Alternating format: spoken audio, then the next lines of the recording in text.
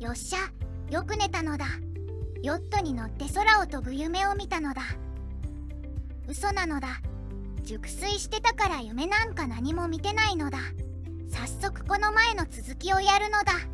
画面左下の浮き輪を押して一番上の帽子を押すのだ。今回やるレッスンはレガッタについてなのだ。ゲームのタイトルにも入ってるけど、レガッタって何なのだ。ヨットの走らせ方を学んだのはついこの前のはずだけど、遠い昔のことのような気がするのだ。さて、今回の一つ目のレッスンはレガッタのコース。今回も海に連続した矢印が描かれているから安心なのだ。矢印に沿ってタッキング。タッキングはもうお手の物なのだ。もう一度タッキング。今度は風下に向かうみたいなのだ。風下に向かうときは水色のボタンを押すとよかったと思うのだ。大きなセールが出たのだ。そうだ、こいつは好きねえか。この赤線は最初に横切った赤線と多分同じなのだ。これが標準的なレガッタのコースなのか。僕が思うにレガッタとはレースのことなのだ。きっと今みたいなコースで他の船と競争するのだ。それにしてもレッスンは簡単だったのだ。もっと手応えのあるレッスンを受けたいのだ。次は正面のヨットを避けるをやるのだ。ヨット間の衝突は禁止されていて、追い越す方が進路を譲らなければならないというルールがあるようなのだ。衝突したらどんなペナルティーが課されるのだ。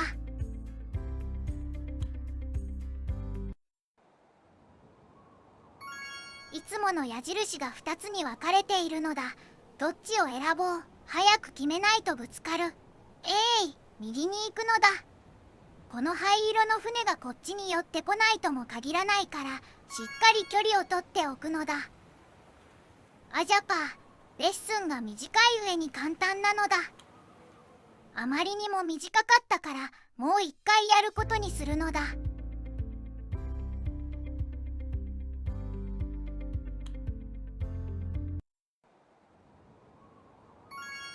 今度は前の船の左側を通ってみるのだ。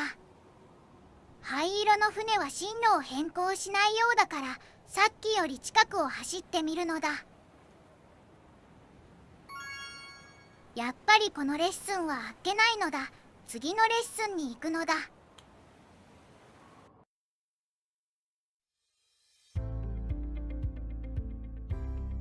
右の図から察するに、今回も船を避ける練習なのだ。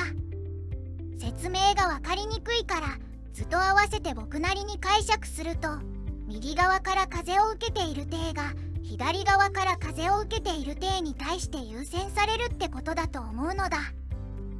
そして風を右側から受けている艇をスターボード艇、左側から受けている艇をポート艇と呼ぶようなのだ。避ける練習だから僕はポート艇を操作するようなのだ。スターボード艇にぶつからないように矢印に従って後ろ側を通るのだ。さっきのレッスンよりヒヤヒヤしたのだ。これだけで終わりってことはないよなのだ。よかったのだ。まだあるのだ。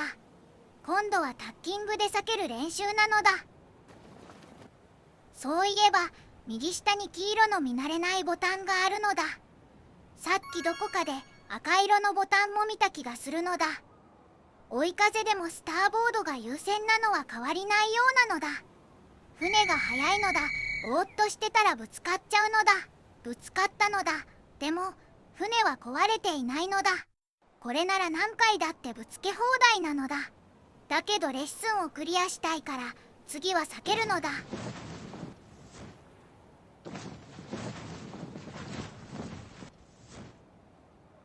クリアなのだ。今回は満足感のあるレッスンだったのだ。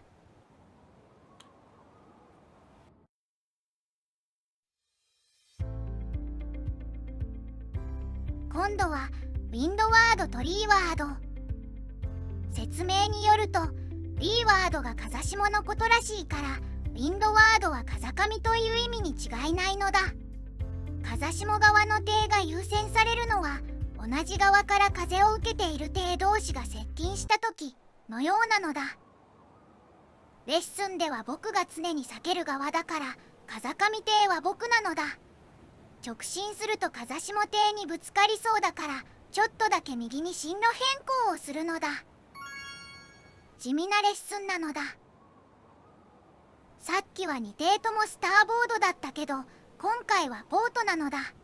やることはほとんど変わらず、ぶつかる前に左に少し舵を切ればいいのだ。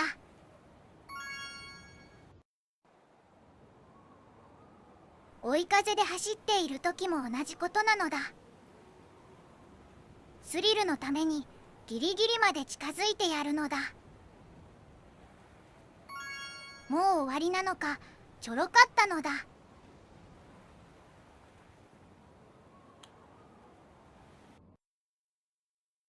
残るレッスンもあと一つなのだ。最後は V を回るとき。説明が長いから読み上げないけど、要は図のような場合になったときは V に近い側の艇が優先されるようなのだ。三艇新聞の円とは図の黒っぽい円のことで、船を前後方向に3つ並べた時の長さが半径になっているようなのだ。図をよく見ると、赤い艇の後端から真横に線が引かれているのだ。この線が重なっているかどうかの判断基準になりそうなのだ。これはいわゆる灰色の艇と重なっている状態で、外側にいる僕が避けなくちゃいけないのだ。舵を切りすぎてぶつかっちゃったのだ。灰色の艇がもっと V の近くを回ってくれると思ってたのだ。今度は確実に避けるためにもっと大回りしてみるのだ。